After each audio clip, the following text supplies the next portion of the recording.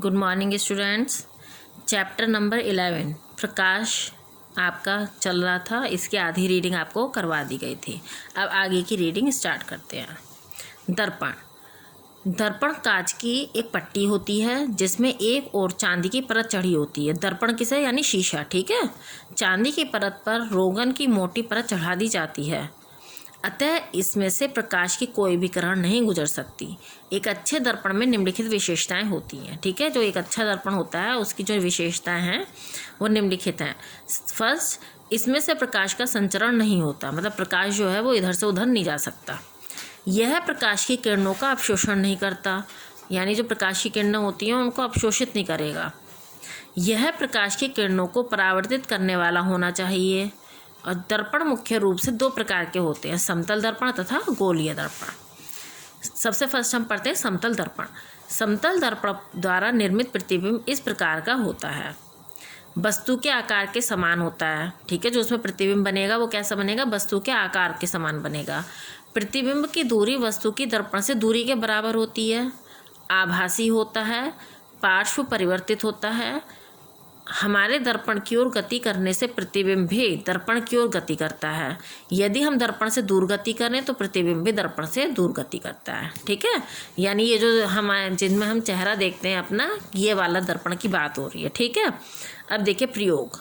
समतल दर्पण में बना प्रतिबिंब सदा पार्श्व परिवर्तित होता है। दर्पण में अपने प्रतिबिंब को देखिए।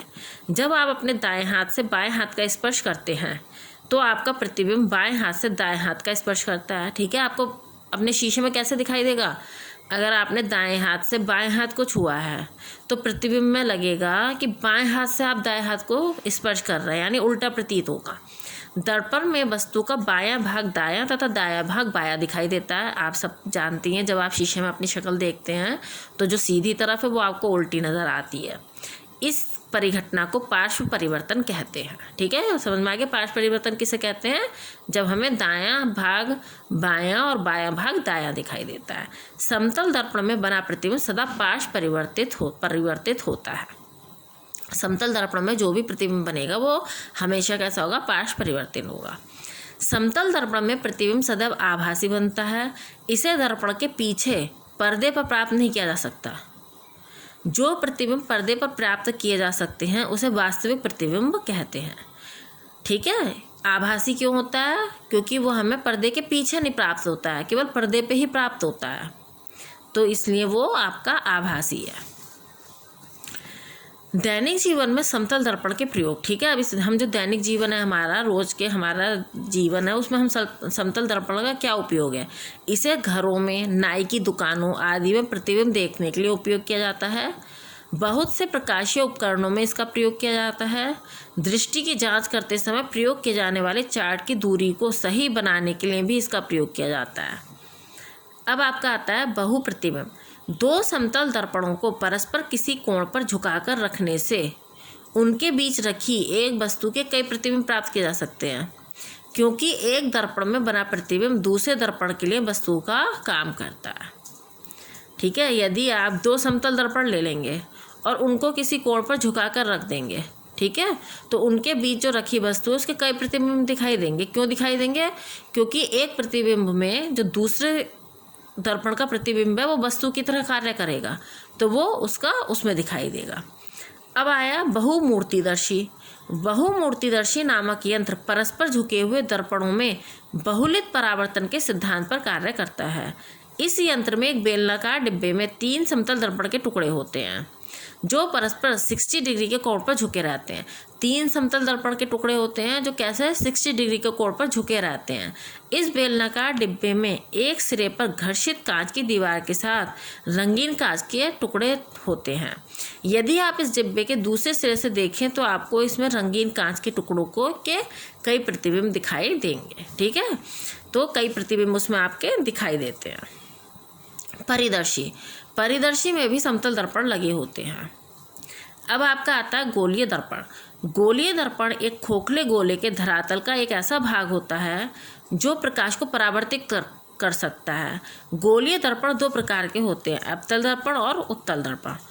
अवतल दर्पण, इस गोलीय दर्पण पर परावर्तन तल अंदर की ओर धंसा हुआ होता है।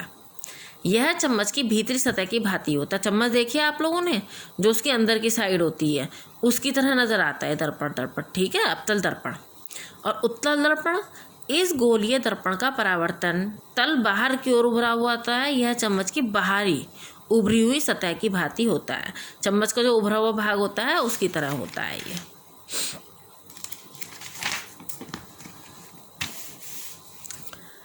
गोलीय दर्पणों में परावर्तन से संबंधित कुछ परिभाषाएं। ठीक है, मुख्य अक्ष क्या होती है? गोलीय दर्पण के ध्रुव तथा वक्रता केंद्र के बीच में से होकर गुजरने वाली सरल रेखा को मुख्य अक्ष कहते हैं। ध्रुव क्या होता है? ध्रुव गोलीय दर्पण के परावर्तन तल का मध्य बिंदु है। इसे P अथवा O द्वारा प्रदर्शित करते हैं। वक्रता केंद्र, यह खोखले गोले का केंद्र होता है जिसका गोलीय दर्पण एक भाग होता है। इसे C द्वारा प्रदर्शित किया जाता है। वक्रता त्रिज्या, यह उस खोखले गोले का अर्धव्यास है जिसका कि गोलीय दर्पण एक भाग है। यह उस सरल रेखा के बराबर होता है जो गोलीय दर्पण के धरातल के किसी बिंदु को वक्रता केंद्र C से मिलाती है। इसे R द्वारा प्रदर्शित किया जाता है। ठीक है, एक खोखला गोला है, उसका अर्धव्यास होता है। ये गोले के बीच में से हम जो आधी दूरी होगी वो इसका अर्धव्यास कहलाएगा। ठीक है, यानी उसकी वक्रता त्रिज्या हो जाएगी वो। मुख्य फोकस, इसे F द्वारा प्रदर्शित किया जाता है।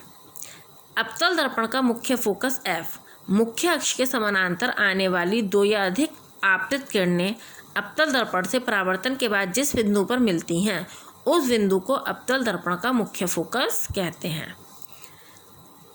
उत्तल दर्पण का मुख्य फोकस F, मुख्य अक्ष के समानांतर आने वाली प्रकाश की दो या अधिक आपतित किरणें उत्तल दर्पण से परावर्तन के बाद दर्पण के पीछे जिस बिंदु से निकलती प्रतीत होती हैं उसे उत्तल दर्पण का मुख्य फोकस कहते हैं। अब आता है आपका फोकस दूरी F। यह गोलीय दर्पण के ध्रुव तथा उसके मुख्य फोकस के बीच की दूरी है। यह वक्रता त्रिज्या से सदैव आधी होती है। ठीक है, गोलीय दर्पण में प्रतिबिंब का बनना, जब किसी गोलीय दर्पण के सामने कोई वस्तु रखी जाती है तो दर्पण से परावर्तन के कारण उसका प्रतिबिंब बन जाता है। गोलीय दर्पण में वस्तु के प्रतिबिंब की स्थिति वस्तु से निकलने वाली प्रकाश के निम्नलिखित किरणों में से किन्हीं दो की सहायता से ज्ञात की जा सकती है। ठीक है, उसकी जो हमारे गोलीय दर्पण में वस्तु के प्रतिबिंब की जो स्थिति है कि वो कैसा बना है, वस्तु से निकलने वाले प्रकाश की, वस्तु में से बहुत सारे किरणें निकलती है प्रकाश की, उनमें से किन्हीं दो किरणों की सहायता से ज्ञात किया जा सकता है उनको। फर्स्ट, अवतल दर्पण में मुख्य अक्ष के समानांतर आने वाली आपतित किरण परावर्तन के बाद मुख्य फोकस में से होकर गुजरती है। उत्तल दर्पण में यह मुख्य फोकस से निकलती हुई प्रतीत होती है। सेकेंड, वक्रता केंद्र में से होकर गुजरने वाली प्रकाश की किरण परावर्तन के बाद उसी मार्ग से वापस चली जाती है। थर्ड, मुख्य फोकस F से होकर आने वाली प्रकाश की आपतित किरण परावर्तन के बाद मुख्य अक्ष के समानांतर चली जाती है। जिस बिंदु पर प्रकाश की दो या दो से अधिक किरणें परावर्तन के बाद मिलती हैं या मिलती हुई प्रतीत होती हैं उस बिंदु को प्रतिबिंब कहते हैं। अवतल दर्पण में प्रतिबिंब निर्माण, सबसे फर्स्ट है जब वस्तु अनंत पर हो। ठीक है, जब वस्तु अनंत पर हो तो प्रतिबिंब का निर्माण मुख्य फोकस पर होता है। ये यहाँ पर होता है। यह वास्तविक होता है, उल्टा तथा बहुत ही छोटा बनता है। ठीक है, यहाँ पर प्रतिबिंब बनेगा, वास्तविक बनेगा, उल्टा बनेगा और छोटा बनेगा। सेकेंड, जब वस्तु अवतल दर्पण के वक्रता केंद्र से दूर हो। ठीक है, इस स्थिति में प्रतिबिंब मुख्य फोकस तथा वक्रता केंद्र के बीच बनता है। यहाँ पर यह वास्तविक, उल्टा तथा छोटा बनता है। जब वस्तु अवतल दर्पण के वक्रता केंद्र C पर हो। ठीक है, जब यहाँ पर होगी, इस स्थिति में प्रतिबिंब वक्रता केंद्र पर बनता है। यहीं यह वास्तविक, उल्टा तथा वस्तु के आकार का होता है। जब वस्तु अवतल दर्पण के वक्रता केंद्र तथा मुख्य फोकस F के बीच हो। ठीक है, वक्रता केंद्र तो यहाँ है और फोकस यहाँ है। इस स्थिति में प्रतिबिंब वक्रता केंद्र से दूर बनता है। यह वास्तविक उल्टा तथा आकार में बड़ा होता है। जब वस्तु अवतल दर्पण के मुख्य फोकस F पर हो, इस स्थिति में प्रतिबिंब का निर्माण अनंत पर होता है। यह वास्तविक उल्टा तथा बड़ा बनता है यहाँ पर, ठीक है। ये हो गया आपका। जब वस्तु अवतल दर्पण के ध्रुव O तथा मुख्य फोकस F के बीच में हो, इस स्थिति में प्रतिबिंब का निर्माण दर्पण के पीछे होता है। यह आभासी सीधा तथा बड़ा बनता है। अवतल दर्पण का उपयोग, यह कार, स्कूटर आदि वाहनों की हेडलाइट में प्रयोग किया जाता है। यह टॉर्च तथा सर्च लाइट में भी प्रयोग होता है। इनके बल्ब के पीछे चांदी की पॉलिश वाला अवतल भाग प्रकाश के परावर्तक का काम करता है। उत्तल दर्पण में प्रतिबिंब निर्माण, जब प्रकाश की किरणें मुख्य अक्ष के समानांतर आकर उत्तल दर्पण से टकराती हैं तो परावर्तन के बाद ये प्रकाश किरणें बिंदु F से निकलती प्रतीत होती हैं। फोकस F क्योंकि दर्पण के पीछे है, अतः प्रतिबिंब आभासी प्रकृति वाला बनता है। आभासी होने के अतिरिक्त यह आकार में छोटा होता है, अतः उत्तल दर्पण में दिखने वाला क्षेत्र अवतल तथा समतल दर्पण की अपेक्षा अधिक विस्तृत होता है। उत्तल दर्पण का उपयोग, उत्तल दर्पणों का उपयोग कार, स्कूटर, बस तथा ट्रक आदि वाहनों में पश्च दृश्य दर्पण के रूप में किया जाता है। चालक पश्च दृश्य दर्पण में से देखकर अपने पीछे आने वाले वाहनों के विषय में जानकारी प्राप्त कर लेते हैं। समतल दर्पण तथा अवतल दर्पण के प्रतिबिंब में अंतर। समतल दर्पण में प्रतिबिंब का आकार वस्तु के आकार के बराबर होता है, इसे घटाया या बढ़ाया नहीं जा सकता। समतल दर्पण में बना प्रतिबिंब सदा आभासी होता है। अवतल दर्पण में प्रतिबिंब वस्तु की अवतल दर्पण से दूरी के आधार पर उसका प्रतिबिंब बड़ा, छोटा अथवा समान आकार का हो सकता है। अवतल दर्पण में वास्तविक तथा आभासी दोनों ही प्रकार के प्रतिबिंब बन सकते हैं। पौधों पर प्रकाश का प्रभाव। प्रकाश पौधों की संश्लेषण क्रिया के लिए आवश्यक होता है। प्रकाश संश्लेषण क्रिया में पौधे कार्बन डाइऑक्साइड का प्रयोग करके अपना भोजन बनाते हैं तथा बदले में ऑक्सीजन गैस वायुमंडल को दे देते हैं। प्रकाश संश्लेषण की क्रिया के लिए पौधे सूर्य का प्रकाश आवश्यक मात्रा में ही लेते हैं।